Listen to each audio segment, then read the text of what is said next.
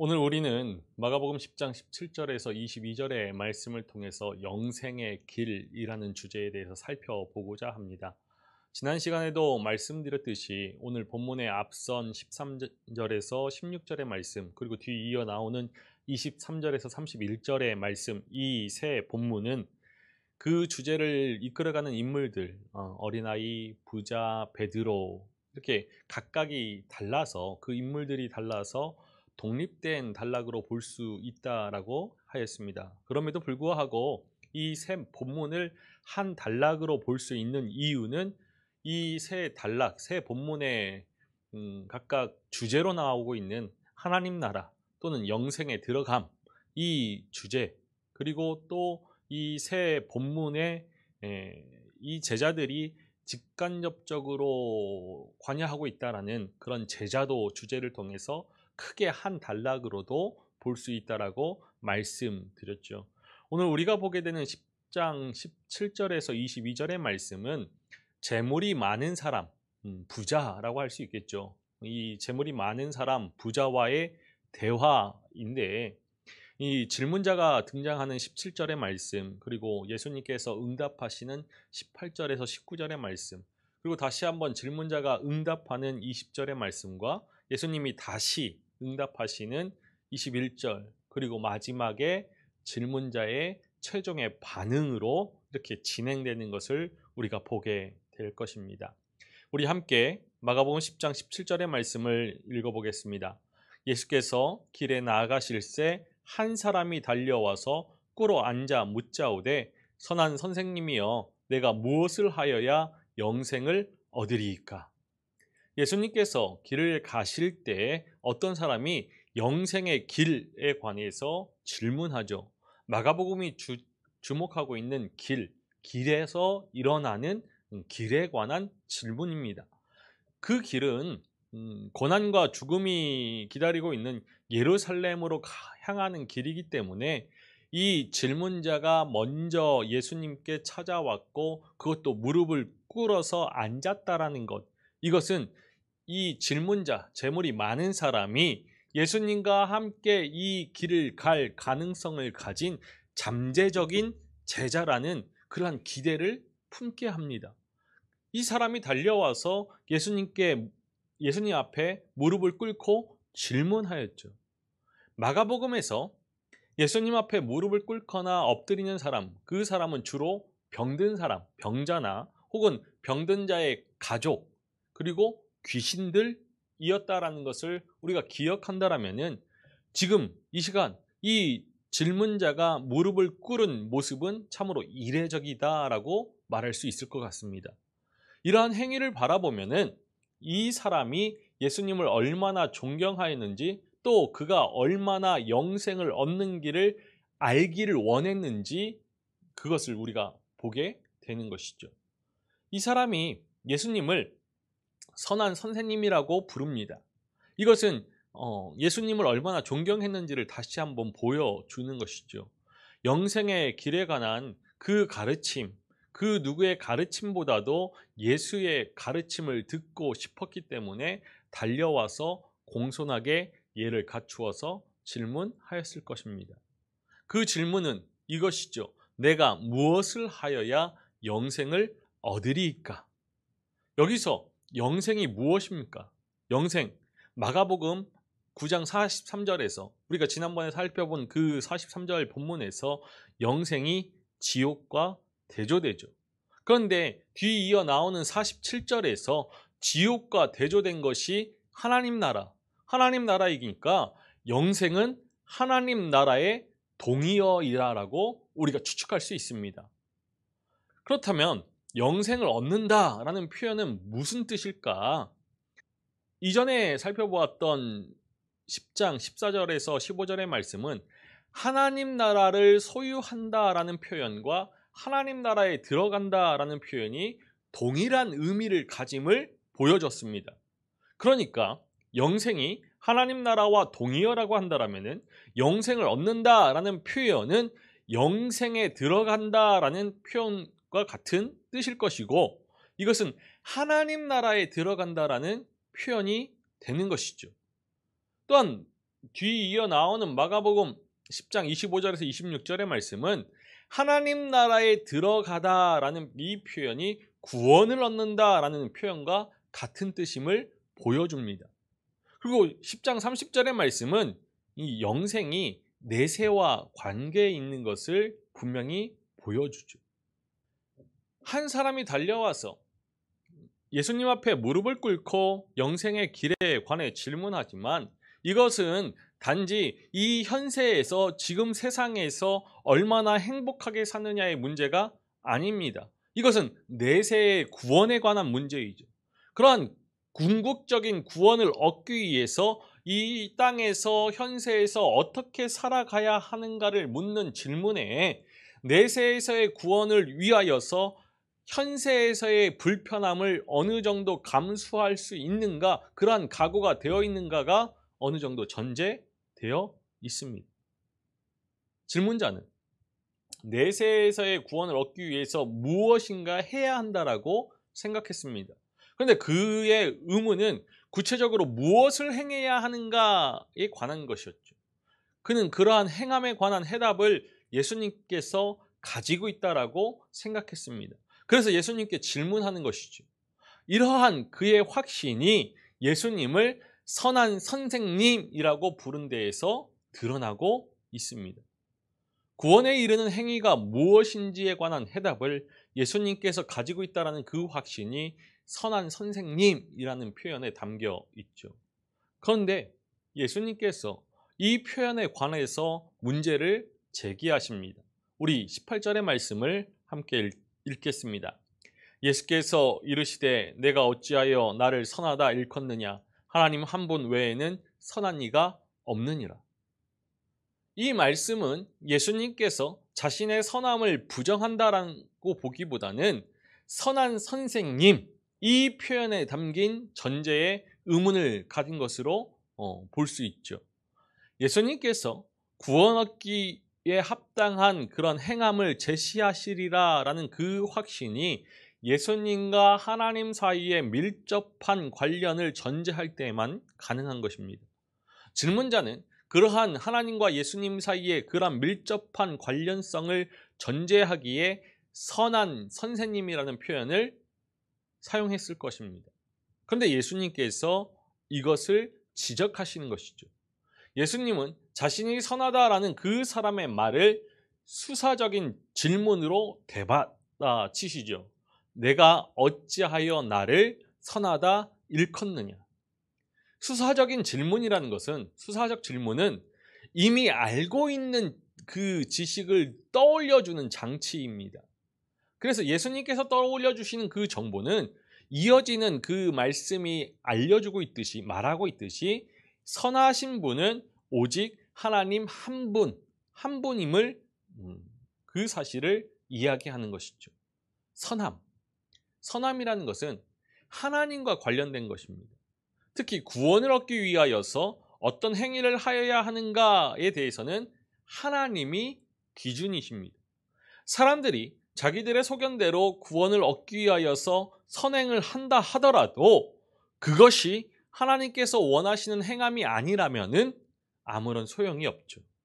선함의 기준 하나님이십니다. 그러니까 선한 선생님이라는 이 표현은 예수님께서 하나님의 뜻을 잘 아는 분이라는 그 생각이 담겨져 있는 것입니다. 그런데 예수님께서 이 점을 지적하시죠. 예수님께서 하나님만이 선함의 기준임을 명확히 하신 것, 그것은 마치 예수님께서 자신의 그 신성을 부정하는 것처럼 들립니다. 그러나 이것은 예수님께서 하나님의 뜻에 철저히 순종하시면서 자신의 뜻을 주장하지 않고 십자가의 길을 가신 자기 비움의 연속성상에서 이해할 수 있습니다. 예수님께서는 구원의 길에 관한 질문을 스스로 그 기준을 제시하지 않으시죠. 단지 하나님께서 이미 말씀하신, 이미 계시해 주신 그 말씀으로 대답합니다. 물론 예수님께서 자신의 신성을 암시적으로 주장하기 위하여서 하나님께서 선하시다라고 말씀하신 것으로 읽혀질 수 있습니다. 그러나 구원에 관한 질문을 받고서 자신의 신성을 주장한다? 그것은 문맥상 잘 맞지 않죠. 이어서 나오는 대답이 예수님 자신의 그 권위에 기초한 것이라기보다 하나님의 계명에 토대한 것이기 때문에 더더욱 그러합니다. 또한 뒤이어 나오는 20절에서 선생님, 선한 선생님이 아니라 선생님이라 고쳐 표현한 것도 예수님의 말씀이 예수님의 신성에 관한 주장이 아님을 밝혀주는 것이죠. 예수님의 신성을 여기서 읽을 필요는 없습니다. 그러한 강조는 다른 구절에서 우리가 충분히 읽어낼 수 있기 때문이죠. 우리 19절의 말씀을 함께 읽겠습니다. 내가 계명을 안 하니 살인하지 말라, 간음하지 말라, 도둑질하지 말라, 거짓 증언하지 말라, 속여 빼앗지 말라, 내 부모를 공경하라 하였느니라. 예수님께서 제시하신 영생의 길, 이 길은 새로운 길이 아니라 이미 하나님께서 모세를 통하여 주신 길이죠. 살인하지 말라, 간음하지 말라, 도둑질하지 말라, 거짓 증언하지 말라, 속여 빼앗지 말라, 내 부모를 공경하라. 예수님께서는 계명이라는 낱말을 통하여서 지시해주고 계신데 그것은 이렇게 말씀하신 이 목록들을 본다라면은 10계명이죠. 특이한 것은 예수님께서 단지 6개의 계명, 5계명에서 10계명의 그 계명들만을 언급하고 계신데 그것도 5번째로 언급하신 것, 속여 빼앗지 말라는 10계명에 포함된 내용이 아닌 듯 보입니다. 왜 예수님은 이 10계명 중에서 5번째에서 10번째 이 6개의 계명을 이야기하셨을까? 10계명은 크게 두 부문으로 구성되어 있음을 우리가 잘 알고 있습니다. 하나님 사랑을 담고 있는 전반부의 4가지 이 수직적인 종교적 계명과 그리고 이웃 사랑을 담고 있는 후반부의 6가지 수평적인 사회적 계명이 담겨져 있죠. 그런데 예수님은 하나님 사랑과 관련되어 있는 앞선 4가지 계명을 생략한 채 이웃 사랑, 수평적인 사회적 계명만을 언급하고 계십니다. 예수님의 이러한 선택적인 언급은 이 어느 하나가 다른 하나보다 더 중요하다, 수직적인 계명보다 수평적인 계명이 중요하다, 종교적인 계명보다 사회적인 계명이 중요하다라는 것이 아니라 하나님을 사랑한다라면은 이 이웃 사랑에 관한 계명을 준수하여서 하나님 사랑을 증명해 보여야 한다라는 것이 예수님의 믿음의 결과입니다. 그렇다면은 예수님은 율법을 이 토라 전체를 10계명으로 요약하였고 이 10계명을 다시 6개의 계명으로 요약하면서 이 율법 전체를 토라 전체를 그렇게 재해석하고 계신 것이죠. 정확한 표현으로는 10계명에 나오지 않고 있지만 예수님께서 언급하신 5번째 속여 빼앗지 말라라는 이 구절 역시도 예수님의 이 율법에 대한 입장을 보여주는 것입니다. 10계명의 10번째 계명은 내 이웃의 소유를 탐내지 말라이죠. 그런데 예수님께서 사용하신 속여 빼앗지 말라는 이 70인경의 출애굽기, 신명기, 집회서에서 다른 사람의 정당한 권리를 박탈하지 말라, 임금을 착취하지 말라라는 뜻으로 사용됩니다. 따라서 예수님께서 속여 빼앗지 말라라는 이 계명으로 10번째 내 이웃의 소유를 탐내지 말라라는 것을 재해석하고 있다라고 우리가 볼 수 있는 것이죠. 이처럼 예수님은 구약의 말씀을 인용하실 때 문자적으로 인용하시는 것이 아니라 창조적으로 인용하셨음을 우리가 볼 수 있습니다. 예수님께서 이 질문자에게 내가 계명을 안다라는 이 말씀, 그 말씀은 영생을 얻기 위하여서 무엇을 행해야 하는가라는 그 질문에 대한 답으로 영생을 얻으려면 계명을 지키라라는 뜻을 전달하시는 것이죠. 마태복음 19장 17절 말씀이 이 점을 분명히 이야기하죠. 병행본문인 마태복음 19장 17절 말씀을 읽어보겠습니다. 예수께서 이르시되 어찌하여 선한 이를 내게 묻느냐? 선한 이는 오직 한 분이시라. 내가 생명에 들어가려면 계명들을 지키라. 이것은 율법을 지키면 산다라는 그 원리를 제공하고 있는 구약의 말씀들에 일치하는 말씀이죠. 계명을 지켜야 영생을 얻는다라는 그 말씀은 믿음으로 구원을 얻는다라는 그 가르침에 익숙한 사람들에게는 이해하기 어려울 말씀이기도 할 것입니다. 그런데 성경이 말하는 믿음은 행함을 낳는 믿음이죠. 행함을 낳는 믿음. 믿음은 방종하면서 죄를 짓게 하는 것이 아니라 오히려 진정으로 계명을 지키게 하는 역할을 하는 것입니다. 그러하기에 믿음이 없는 사람에게는 행함도 없지만 참된 믿음이 있는 사람은 행함이 있기 마련이죠. 우리 마가복음 10장 20절 말씀을 읽어보겠습니다. 그가 여짜오되 선생님이여 이것은 내가 어려서부터 다 지켰나이다. 십계명의 내용을 어기지 않는 것 어려우면서도 쉬운 것이죠. 대부분의 사람들은 살인하지 않습니다. 간음하지 않죠. 간음하지 않는 사람들이 더 많습니다. 도둑질하지 않는 사람도 더 많죠. 거짓 증언을 하지 않는 사람도 많고 부모를 공경하는 사람도 많습니다. 이 계명의 내용을 문자적으로 그대로 지키는 것 어려운 일 아닙니다. 그러하니까 예수님께 이 질문한 사람이 이것은 내가 어려서부터 다 지켰나이다 라고 대답하는 것 매우 자연스러운 반응일 것입니다. 그런데 예수님께서 이 계명을 잘 지키는 사람에게 어떠한 반응을 보이셨을까? 행위를 강조한다라고 싫어하셨을까? 아니죠. 예수님께서 이 사람에게 사랑의 반응을 보이시죠.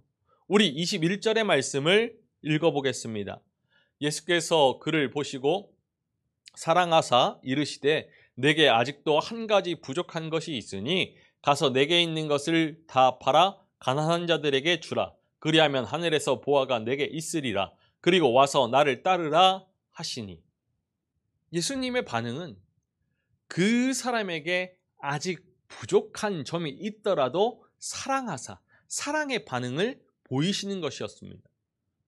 계명을 지키는 것 쉬운 일이지만 제대로 지키는 것은 매우 어려운 일이죠. 예수님께서 사랑의 반응을 보이시면서 이 질문자가 어떠한 계명을 제대로 지키고 있지 않은지 지적하십니다. 내게 있는 것을 다 팔아 가난한 자들에게 주라. 예수님의 이 명령은 이 질문자가 어떤 계명을 지키고 있지 않은지를 암시해주고 있습니다. 아마도 이 사람은 가난한 자들의 것을 불법적으로 소유하고 있는 사람이라고 볼 수 있는 것이죠. 뒤에 이어 나오는 22절이 그것이 무엇인지를 우리에게 알려줍니다.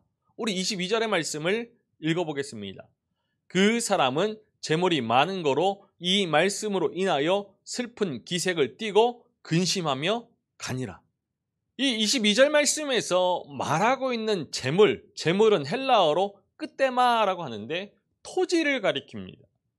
이 토지를 가리키는 끄테마를 대부분의 번역 성경에서 재산, 재물 이런 것으로 번역되어서 이 말씀을 읽는 사람으로 하여금 본문의 뜻을 제대로 파악하지 못하게 합니다. 그런데 헬라어 단어 끄테마는 이 구약 성경을 헬라어로 번역한 70인역에서 대부분의 경우에 토지를 뜻하는 말로 사용하였습니다. 70인역의 잠언 23장 10절의 말씀에서 고아의 끄테마에 들어가지 말라라고 하였는데 이 끄테마에 해당하는 히브리어 원어는 밭을 뜻하는 사대를 사용하였습니다. 사대. 그러니까 끄테마 이것은 토지를 가리킨다라고 볼 수 있는 것이죠. 한 가지 더 본다라면은 70인역에서 요엘 1장 11절의 말씀은 추수할 것이 파괴되었기 때문에 끝대마를 위하여서 슬퍼하라라고 하였는데, 이 끝대마, 헬라어로 사용한 끝대마는 히브리어 원어에서 케렘, 포도원을 이야기합니다. 그러니까 이 포도원을 이야기하는 헬라어 끝대마, 이것은 토지를 이야기하는 것이죠. 마가복음은 구약의 말씀들을 직접 인용하면서 이 70인역, 헬라어로 번역한 구약 성경 70인역과 상당한 80% 이상의 그런 문자적인 일치를 보이고 있다라고 학자들이 연구의 결과를 내놓았습니다. 그러니까 이 마가복음은 구약의 말씀을 헬라어로 번역한 70인역, 이 70인역을 알고서 그 70인역을 사용했고, 이 70인역의 용례들이, 언어적인 사용들이 이 마가복음에 영향을 끼쳤다라고 볼 수 있죠.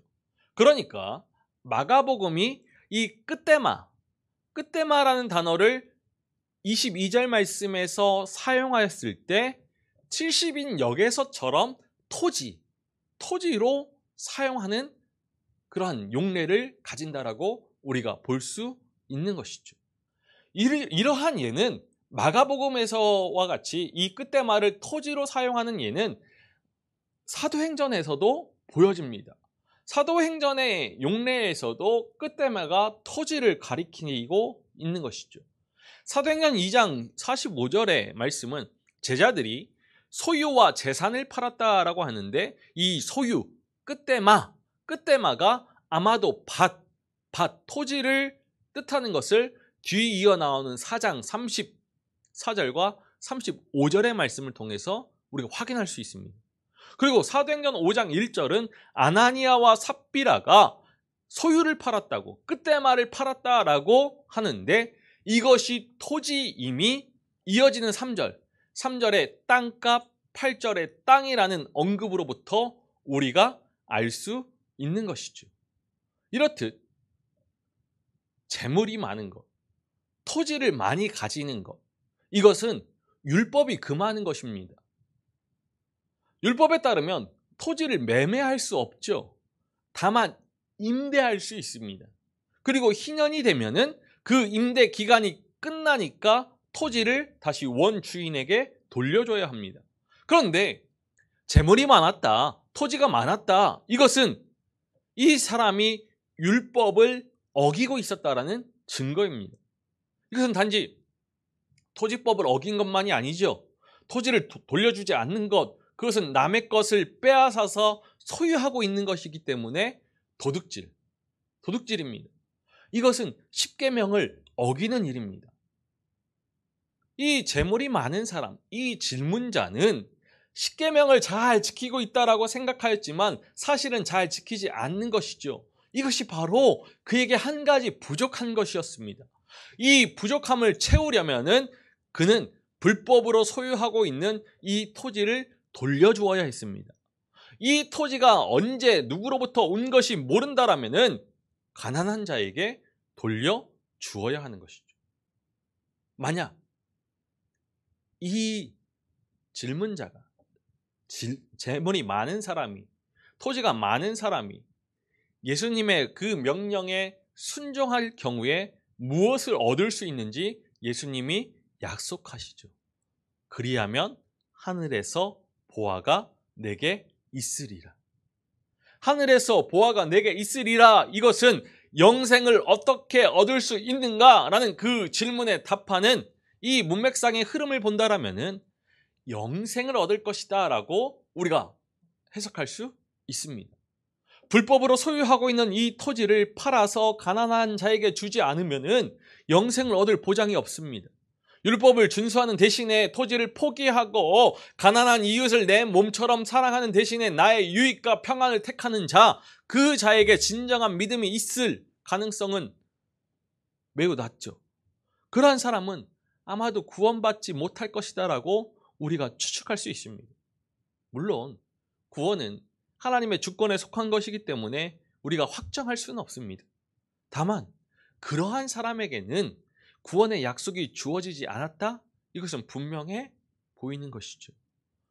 오늘 말씀에서 구원의 약속은 토지를 팔아서 가난한 사람에게 주는 자에게 주어지는 것입니다.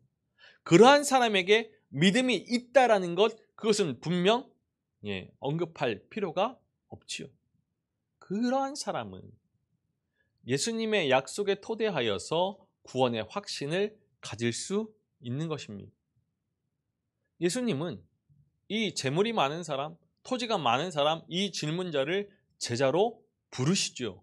그리고 와서 나를 따르라. 나를 따르라. 이것은 예수님과 함께 다니면서 사역을 하자는 초청입니다. 예수님의 새 출애굽 운동에 함께 하자는 그러한 초청이죠. 그런데 그 전에, 와서 따르기 전에 먼저 해결해야 할 조건이 있는 것입니다. 토지를 팔아서 가난한 자들에게 주어야 하죠. 이 한 가지만 해결한다라면은 이 사람은 예수님과 함께 다니면서 새 출애굽의 사역을 할 수 있습니다. 이러한 자격, 와서 나를 따르라, 이것은 아무에게나 준 것이 아니기 때문에 이 사람은 매우 특별한 초대를 받은 것입니다. 우리가 앞서 마가복음을 통하여서 예수님께서 나를 따르라 청하신 예가 몇 번 없음을 압니다.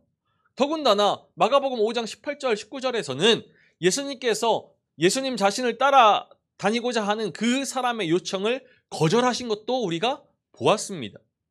그러니까 이 사람에게 매우 특별한 초대를 하고 계신 것이죠. 그리고 와서 나를 따르라. 토지를 팔아서 가난한 자들에게 주면은 하늘에서 보화가 내게 있으리라 말씀하신 예수님의 이러한 담대한 선언, 이 담대한 선언을 어떻게 하실 수 있었을까? 예수님은 자신이 하나님의 종말론적인 계시자로서 이 계명을 주신 하나님의 뜻을 온전히 알고 실천하고 계신다라는 것을 믿으셨다. 이것이 분명함을 우리가 알 수 있죠. 그렇기에 자신을 믿고 따르는 것, 이것이 하나님의 말씀을 지키는 길이고 또한 하나님 나라에 들어가는 길이라고 말씀하실 수 있으셨습니다. 이러한 종류의 선언은 하나님의 말씀을 체현한다, 실현한다라는 그렇게 믿는 자만이 하실 수 있는 말씀이죠. 그런데 예수님께서 이렇게 하늘에서 보화가 내게 있으리라 말씀하여 주시지만 예수님께서 먼저 해결하고 오라는 그 선결 요구를 해결하지 않고 예수님을 따르는 자들도 많은 것 같습니다. 어떤 사람은 예수님의 가르침을 따르지 않으면서도 스스로 예수님의 제자라고 자부합니다. 그리고 어떤 사람은 제자 훈련의 과정을 수료하였기 때문에 스스로 제자라고 생각하기도 하죠. 토지를 많이 가지고 있으면서, 재물을 많이 가지고 있으면서 예수님의 제자일 수는 없습니다. 예배당 자리에 나와서 앉아 있을 수 있지만 결코 예수님의 제자는 아니고 구원의 확신을 가질 수도 없죠. 예수님을 따르려면 자기를 부인해야 합니다. 자기를 부인하기 위해서는 원래 나의 것이 아닌 이 토지를, 재물을 당연히 포기해야죠. 다른 사람의 토지를 돌려주지 않고서 자기를 부인하였다라고는 할 수 없습니다. 토지를 포기하지 못하는 사람, 그 사람은 결코 자기를 부인할 수 없죠. 따라서 그러한 사람은 절대로 예수님의 제자가 될 수 없습니다. 예수님의 이 가르침을 듣고서 이 재물이 많은 사람, 토지를 많이 가지고 있는 이 질문자는 충격을 받고 슬퍼하면서 떠나가죠. 22절의 말씀을 우리 다시 한번 읽어보겠습니다. 그 사람은 재물이 많은 거로 이 말씀으로 인하여 슬픈 기색을 띠고 근심하며 가니라. 그는 많은 재물을 가진 까닭에 예수님을 따르기보다는 왔던 길로 다시 돌아갔습니다.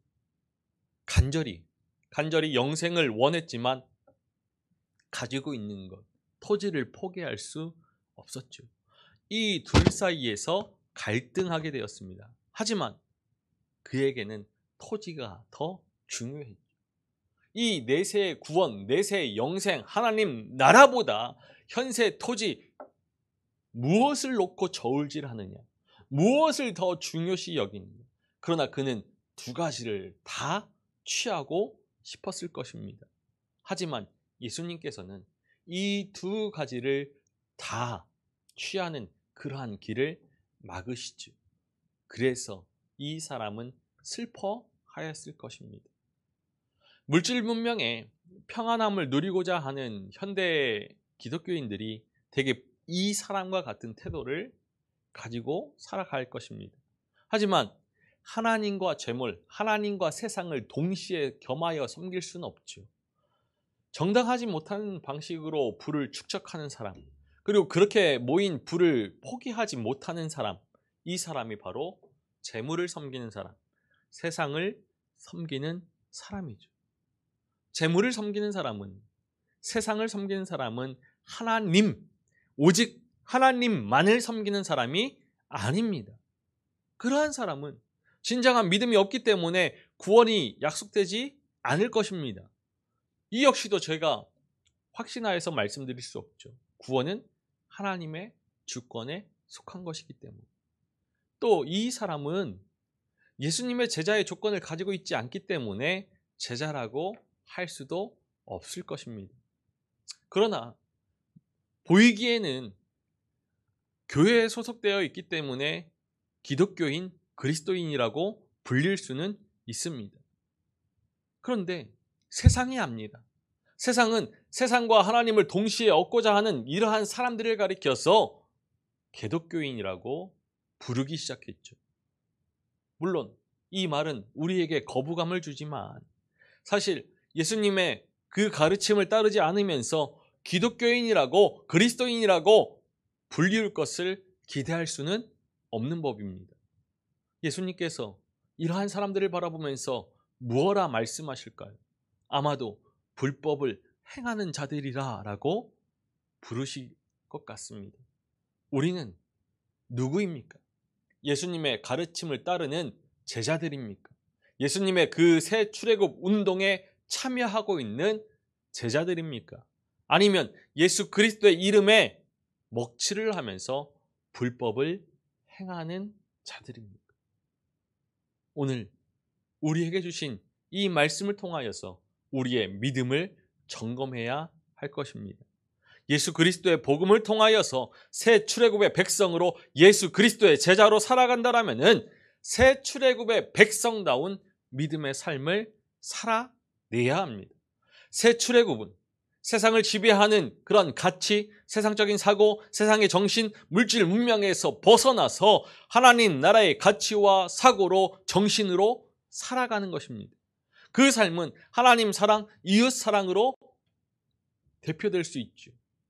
계급, 지배, 억압, 착취의 그런 애굽적인 문화에서 출애굽하여서 평등, 정의, 자유, 사랑의 하나님 나라의 삶을 우리의 삶에서 실현하는 것이 새 출애굽의 삶입니다. 이것이 예수님께서 가르치신 새 출애굽이고 하나님 나라의 삶이며 영생의 삶이죠. 세상과 하나님을 겸하여 섬길 수는 없습니다. 오직 하나님만을 섬기면서 새 출애굽의 삶을 통해 이 땅에 하나님의 나라를 세워가는 우리이기를 간절히 소망합니다. 세상을 버리고서, 세상을 포기하고서 하나님만을 섬기면서 우리에게 베푸시는 그 구원의 은총을, 영생의 삶을, 하나님 나라의 삶을 살아감을 통하여서 구원을 얻는, 영생에 들어가는, 하나님 나라에 들어가는 우리 모두이기를 주님의 이름으로 간절히 축원합니다. 함께 기도하시겠습니다. 살아계셔서 찬양받으시기 합당하신 아버지 하나님, 오늘 이 시간 영생의 길에 대해서 말씀하여 주시는 예수님의 그 가르침을 통하여서 우리의 믿음을 살펴봅니다. 재물이 많아서 근심하여 슬픔 가운데 돌아가는 이 사람과 같지 아니하는 우리 되게 하여 주옵소서. 우리에게 말씀하신 대로 하나님을 사랑하고 이웃을 사랑하면서 우리에게 주어진 그 삶의 믿음을 충실히 살아냄을 통하여서 오직 하나님만을 섬기는 새 출애굽의 백성임을 증거하는 우리 되게 하여 주옵소서. 주님, 세상의 가치와 사고 정신에 넘어지는 것이 아니라 오직 하나님만을 바라보면서 하나님께서 우리에게 주신 그러한 자유와 사랑과 평등과 정의를 우리의 삶 속에서 세워 나아갈 수 있는 우리 되게 하여 주옵소서. 우리에게 주신 모든 것들이 주님께로부터 왔음을 고백하면서 우리의 우리됨을, 자기를 부인하고 오직 그리스도를 쫓아서 영생에 들어갈 수 있는 우리 되게 하여 주옵소서. 감사를 드리며 우리 주 예수 그리스도의 이름으로 기도하옵나이다. 아멘.